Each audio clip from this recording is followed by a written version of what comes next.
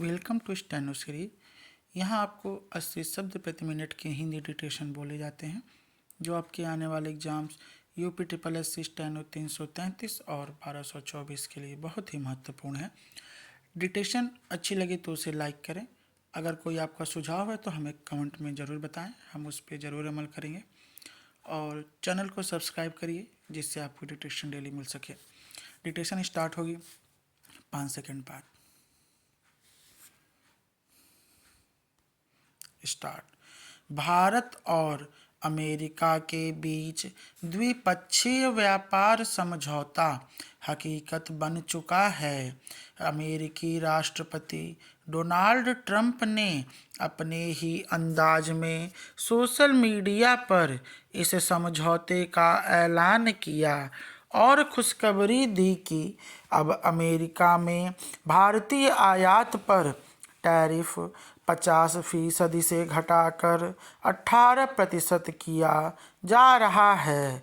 इसके साथ ही उन्होंने प्रधानमंत्री मोदी से अपने रिश्तों का हवाला दिया और यह भी कहा कि उनके आग्रह पर ही ऐसा किया गया। पैराग्राफ। बात यही नहीं थमी। उन्होंने यह ऐलान भी कर दिया कि अब भारत रूस से कच्चा तेल नहीं खरीदेगा और यहीं पर कहानी में सबसे बड़ा मोड़ आ गया।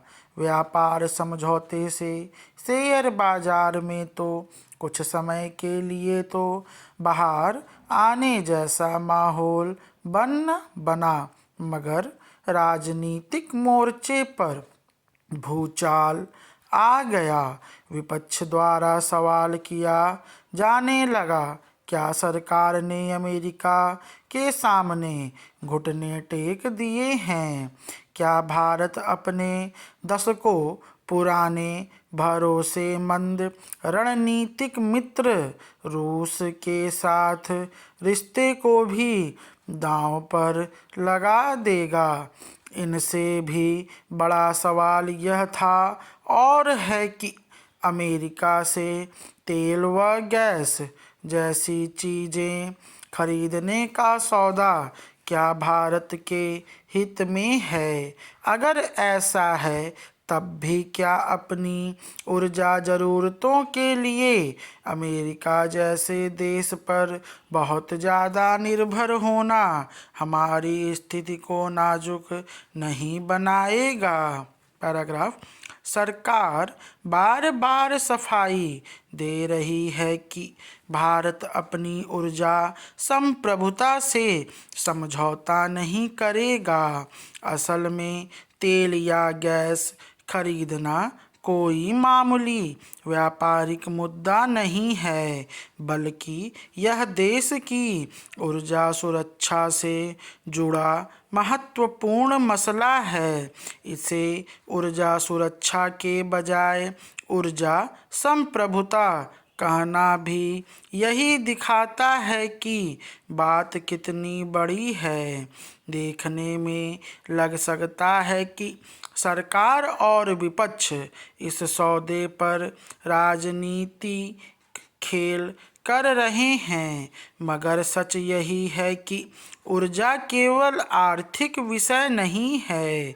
यह राष्ट्रीय सुरक्षा, विदेश नीति, औद्योगिक विकास, पर्यावरण व सामाजिक स्थिरता से जुड़ा हुआ प्रश्न है।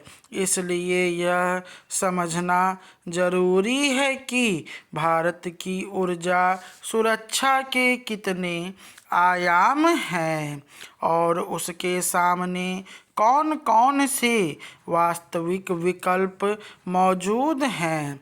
सबसे पहले यह समझना जरूरी है कि ऊर्जा सुरक्षा का अर्थ सिर्फ तेल या गैस मिल जाना या इसे खरीद कर अपनी ज़रूरतें पूरी कर लेना भर नहीं है।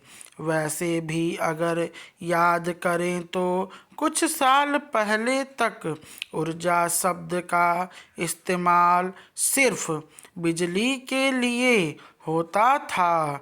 तेल और गैस के साथ तो इसका नाम भी नहीं लिया जाता था, लेकिन दुनिया भर में तेल व गैस ही नहीं, कोयले जैसी चीज़ों को भी ऊर्जा के नाम से जाना जाता है।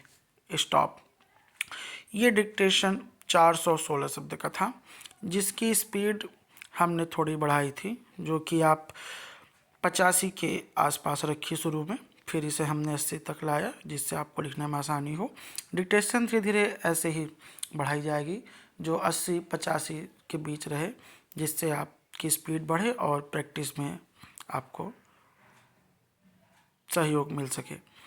तो डिक्टेशन अच्छी लगे तो हमें ज़रूर लाइक करें, आपके लाइक से हमारा उत्साह बढ़ता है। धन्यवाद।